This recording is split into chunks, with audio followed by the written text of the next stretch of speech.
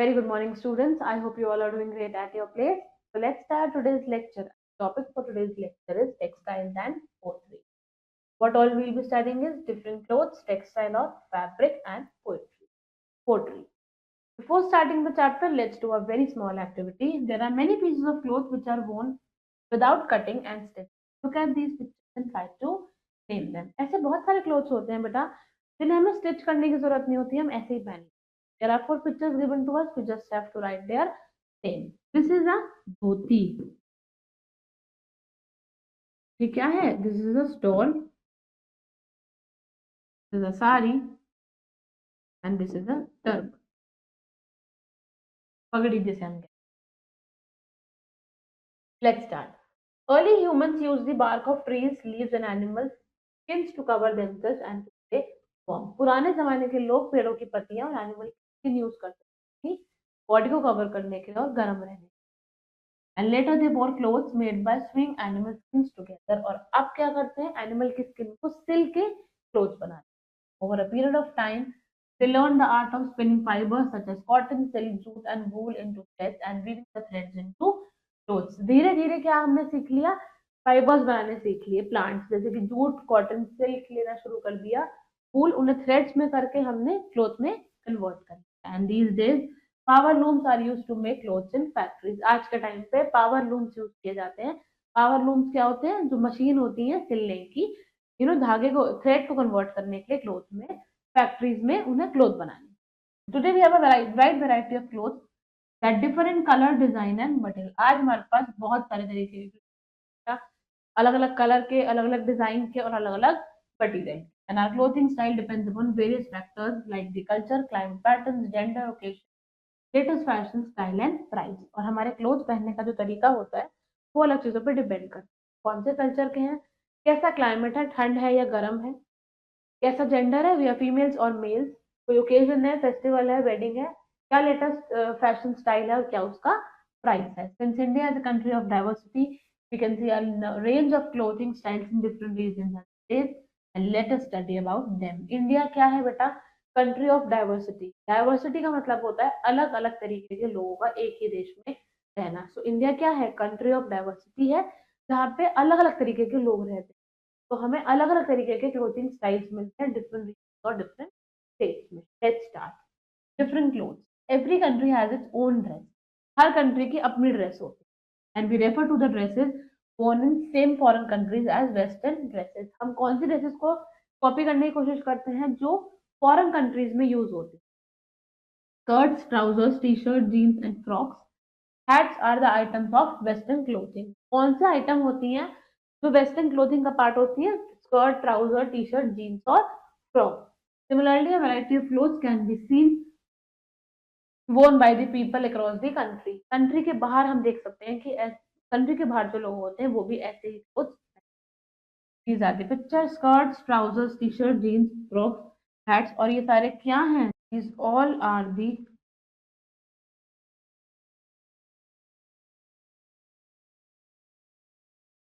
western. India is a vast country. India बहुत बड़ी country. It's wear different clothes and we can identify the state by the clothes people wear there. India के अंदर बहुत सारी states हैं जहाँ पे लोग अलग अलग कपड़े पहनते हैं और हम कपड़ों से भी बता सकते हैं कि ये these people belong to this state. जैसे कि people in Kashmir wear a long woolen coat जिसे हम फिरन. कश्मीर के जो लोग होते हैं वो एक लॉन्ग सा कोट पहनते हैं. क्या है? फिरन. पंजाब में मेन क्या पहनते हैं? Lungi, kurta and turban. और वुमेन क्या पहनती है? सलवार कमीज एंड दुपट्टा. गुजरात में वुमेन्स क्या पहनती हैं? चनिया चोली. एंड मेंस क्या पहनते हैं? धोती एंड शॉर्ट कोट और टर्बन. अलग अलग स्टेट में लोग अलग अलग तरीके के कपड़े पहनते हैं. कश्मीर में लोग फिरन पहनते हैं, पंजाब में लोग लुंगी, कुर्ता, टर्बन पहनते हैं. मेन वुमेन सलवार कमीज पहनती है, दुपट्टा. गुजरात में वुमेन क्या पहनती है? चनिया चोली. और मेन क्या पहनते हैं? धोती, शॉर्ट कोट और टर्बन पहनते हैं. सिक्किम के लोग क्या पहनते हैं? Men and women wear a traditional dress called kho. Sikkim के लोग क्या पहनते हैं? खो पहनते हैं, जो उनकी एक ट्रेडिशनल ड्रेस होती है. That is fastened on the waist. जो कहाँ पहनी जाती है? वेस्ट पे, कमर पे पहनी जाती है.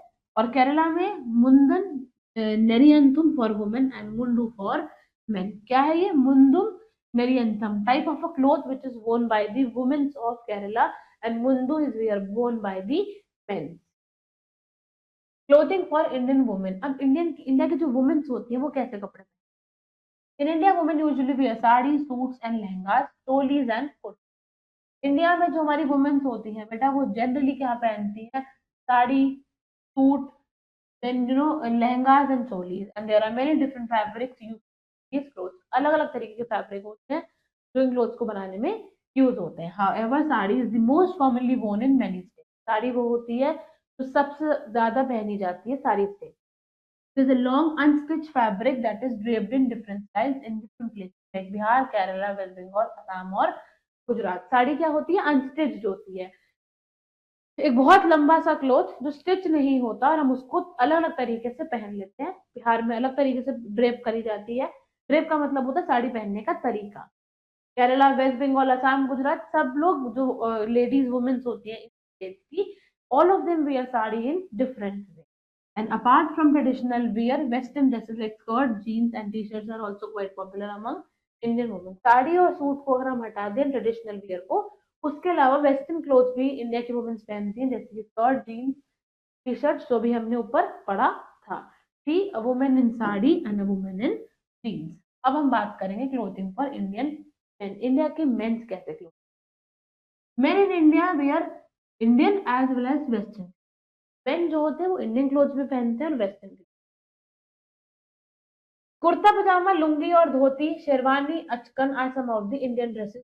यदि कौन कौन से क्लोथ पहनते हैं, कुर्ता, कुर्ता पजामा हम पिक्चर में भी देख सकते हैं, sorry, lungi, dhoti, sherwani, and just like sari, dhoti and lungi are also unstitched clothes worn in different sizes in different states like Kerala called mundu, Bihar, West Bengal called dhoti, Maharashtra called dhukar। जैसे कि भी हमने पढ़ा था कि साड़ी जो हमारी Indian womens पहनती है वो अलग अलग स्टेट्स में अलग अलग तरीके से, सिमिलरली जो धोती और लुंगी होती है वो भी अनस्टिच क्लोथ होती है, सिला हुआ कपड़ा नहीं होता। कपड़ा का एक बड़ा सा कपड़ा होता है जिसको हम अलग अलग तरीके से पहन लेते हैं, जैसे कि केरला में उसे मुंडू बोलते हैं, बिहार और वेस्ट बंगाल में उसे धोती बोलते हैं, महाराष्ट्र में उसे धोतर बोलते हैं। Formal trousers, coat, shirts, T shirts and jeans are some western clothes worn by Indian men. अब ट्रेडिशनल के अलावा कुछ वेस्टर्न क्लोथ्स भी पहनते हैं हमारे इंडिया के मेन, जैसे कि formal trouser, coat, T shirt और जीन्स, जो भी हमने ऊपर पिक्चर्स में देखी थी। Indian men wearing kurta pyjama and jeans. Some other unstitched clothes like shawl, turbans and dupattas are also a part of traditional Indian wear. Unstitch clothes जो भी हमने साड़ी बोली, धोती बोली, उसके अलावा और भी कुछ होते हैं, जैसे कि शॉल हो गई जो विंटर्स में हमारी मदर्स ले लेती है, टर्बन मीन्स पगड़ी, और दुपट्टा इज द चुन्नी विद दी सूट। ये क्या है, पार्ट है ट्रेडिशनल कल्चर के। A point to remember, length of a normal sari is 5.5 meters, but the Maharashtrian Nobari sari is 8 meters long। जो नॉर्मल साड़ी होती है वो कितना लंबा, कितने लंबे मीटर का क्लोथ होता है, 5.5 मीटर। बट जो महाराष्ट्रियन साड़ीज होती है वो कितनी होती हैं, 8 मीटर्स लॉन्ग होती है।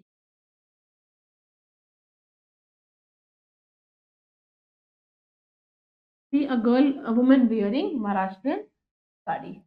A shawl is usually woolen and is used during winter। shawl क्या होती है, वुलन क्लॉथ होता है जो सर्दियों में इस्तेमाल होता है। It is use both by men and women, women's भी पहन लेती हैं, मेन्स भी पहन लेते हैं। And we can different varieties in shawls too, अलग अलग तरीके की शॉल्स आती है बेटा। Pashmina shawls from Kashmir are very popular for their fine wool and needle work, and these shawls are very expensive. हमने हमारी मदर्स को देखा है पश्मीना शॉल्स पहनते हुए। पश्मीना शॉल कहाँ से होती है, कश्मीर में से मिलती है। They are from Kashmir and they are very popular, बहुत फेमस होती है। क्यों, क्योंकि उनकी जो वूल की क्वालिटी होती है और निडल वर्क जो होता है, यानी कि जो उनके ऊपर डिजाइन होता है वो बहुत फेमस है, वो बहुत अलग है, और ये शॉल्स बहुत ज्यादा एक्सपेंसिव है। Similarly men wear turbans in different styles in different of India. Shawls Indian womens पहनती हैं, most of the Indian womens wear it. वैसे ही most of the Indian mens क्या पहनते हैं, टर्बन पहनते हैं। We can see a man wearing pashmina shawl. आप देख सकते हो, there is a very beautiful design that is made on the shawl, and because of this beautiful design and the wool quality, pashmina shawl जो होती हैं वो बहुत ज्यादा फेमस और बहुत ज्यादा कॉस्टली होती हैं। टेक्सटाइल और fabric, cloth that has been made by method called weaving और knitting इज कॉल्ड टेक्सटाइल और फैब्रिक। एक ऐसा क्लोथ जिसे हमने वीव किया है, सिला है, बुना है, या फिर निट मीन्स सिलना, वीव मीन्स बुनना, इज कॉल्ड अ टेक्सटाइल और फैब्रिक। जब आप एक कपड़े को बुन लेते हो तो उसे कपड़े में कन्वर्ट कर देते हो, क्लोथ के पीस को, तो वो क्या बन जाता है, टेक्सटाइल या फिर एक फैब्रिक बन जाता है। There are two methods of making textile, weaving and knitting। Textile या फैब्रिक बनाने के दो तरीके होते हैं, या तो आप क्लोथ को वीव कर लो या फिर आप क्लोथ को निट कर लो। हम पिक्चर में पहले देखेंगे ये वीविंग है, ये निटिंग है। आप देख सकते हो निटिंग में the girl is having two sticks और उसमें वूल है, वो उसको निट कर रही है, ऐसे ऐसे बुन रही है। और वीविंग क्या होता है बेटा, धागों से क्लोथ का बनना। See this is done in a different way और this is done in a different way. Now let's study. Weaving is done with a spinning loom. ये जो देख सकते हो आप, ये क्या है, स्पिनिंग लूम है।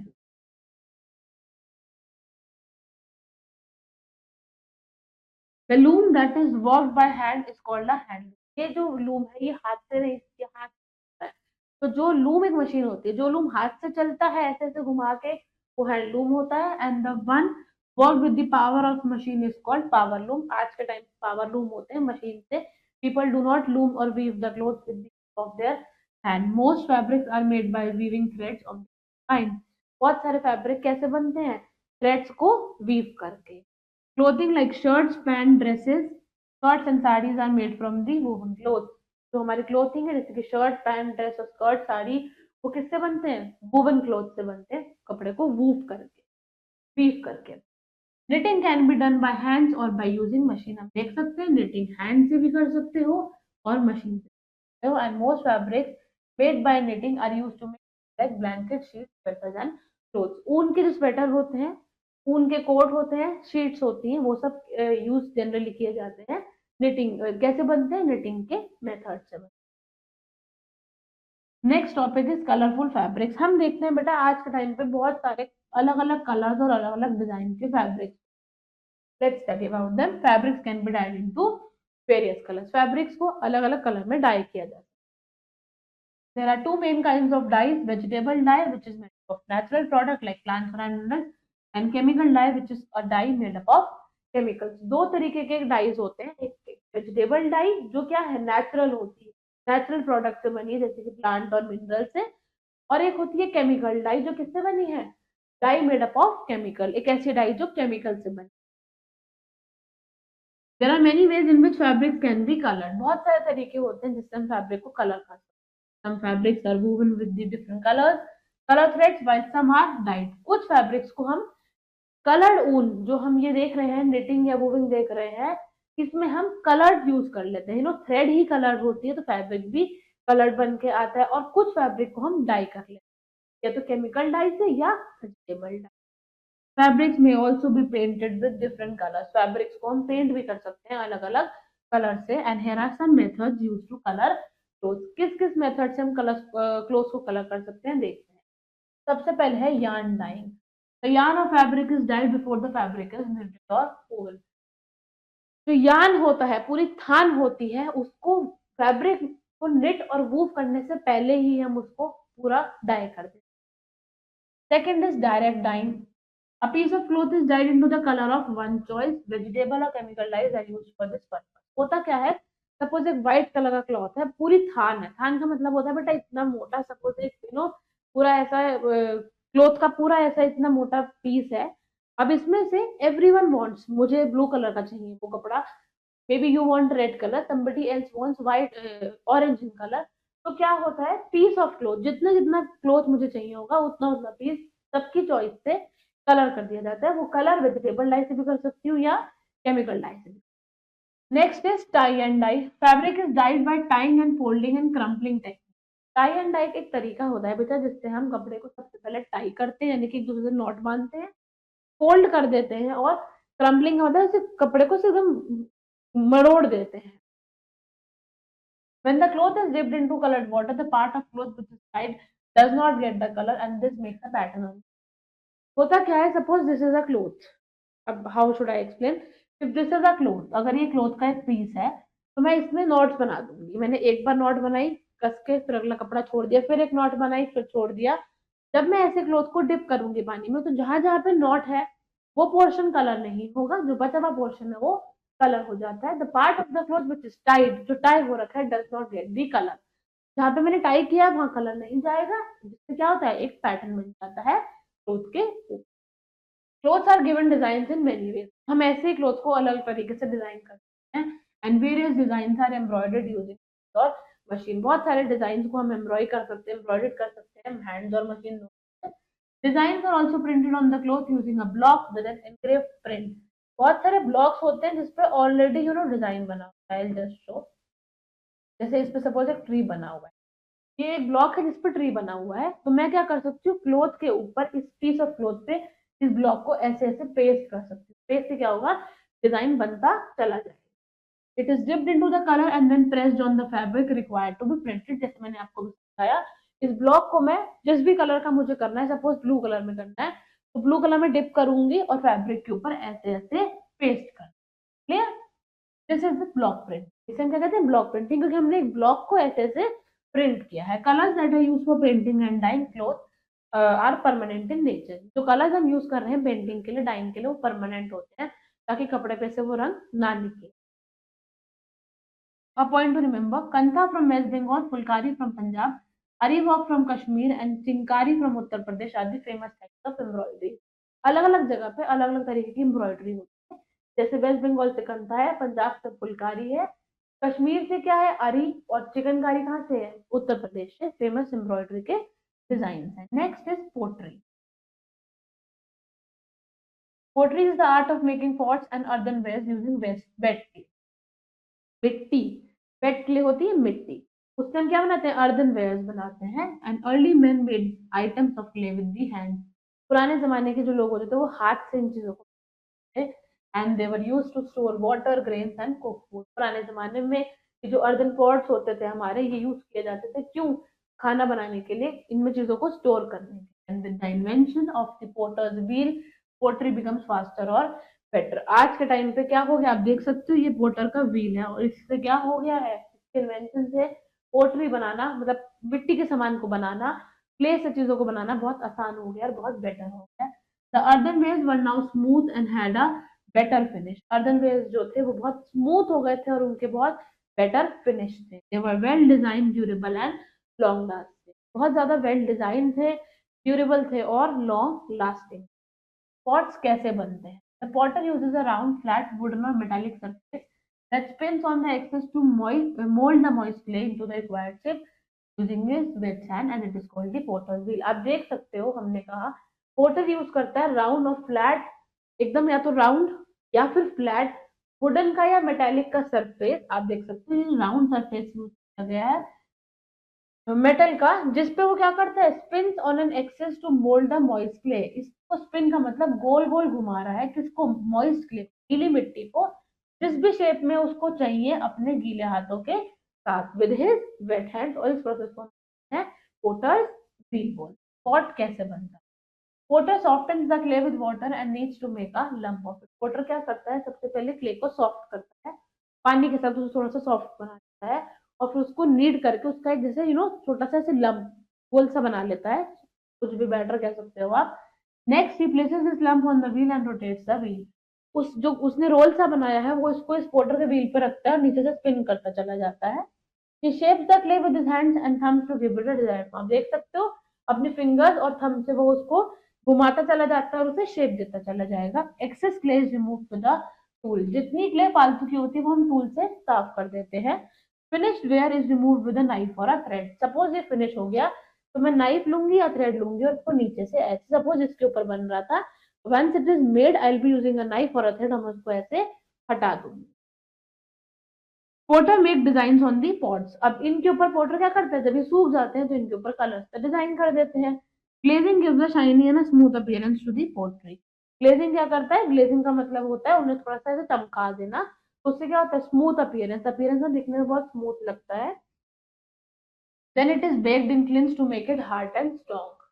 क्लिन, क्लिन क्या होता है, ऐसे एक छोटा सा आप कह सकते हो कोयले की जगह होती है, जिसमें मैं इसको अंदर बनाने के बाद पूरे पॉट को मैं इसके अंदर डाल देती हूँ ताकि वो बहुत ज्यादा हार्ड हो जाए और बहुत ज्यादा स्ट्रॉन्ग बन जाए।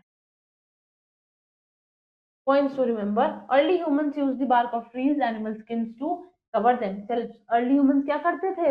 Bark of trees, ट्री की bark, leaves और animal skin को यूज किया जाता था अपने स्किन को कवर करने के लिए। Since India is a country of diversity, we can see a range of clothing styles in States.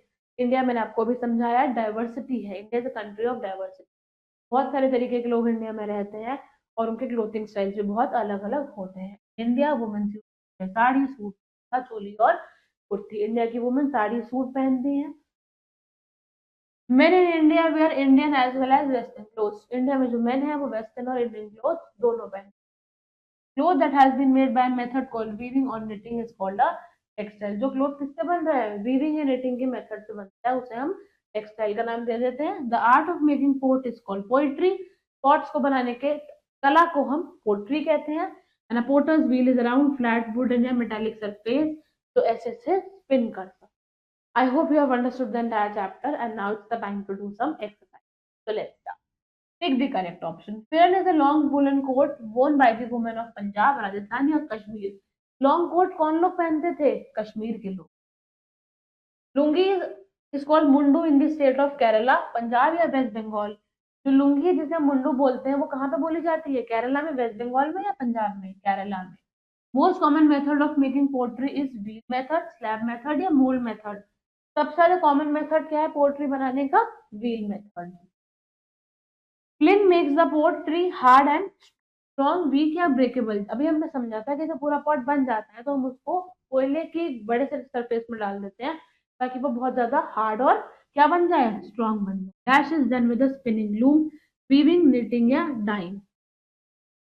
Spinning loom की मदद से आप क्या करते हो? वीव करते हो, निट करते हो या डाई? स्पिन की मदद से हम वीव करते हैं। Choose the correct word to fill in the blank. Different kinds of Indian dresses can be dash in different ways. अलग अलग हमने देखा था कि अलग अलग ड्रेसेस जैसे साड़ी है, लुंगी है, उसे अलग अलग तरीके से ड्रेप कर सकते हैं यानी कि पहन सकते हैं। They can be draped in different ways. Kurta pyjama and dash are some of the Indian dresses worn by the men. Kurta pyjama और ऐसी क्या इंडियन ड्रेस है जो मेन पहनते हैं? Sherwani. Dash is usually a dash is usually woolen and is used during winters. ऐसा क्या है जो विंटर्स में यूज होता है और वुलन होता है? Shawl. Dash is done with a spinning loom. Spinning loom से हम क्या करते हैं? वीव करते हैं, that means weaving. Dash can be died into various colour. तो हम अलग अलग कलर में डाई कर सकते हैं फैब्रिक को।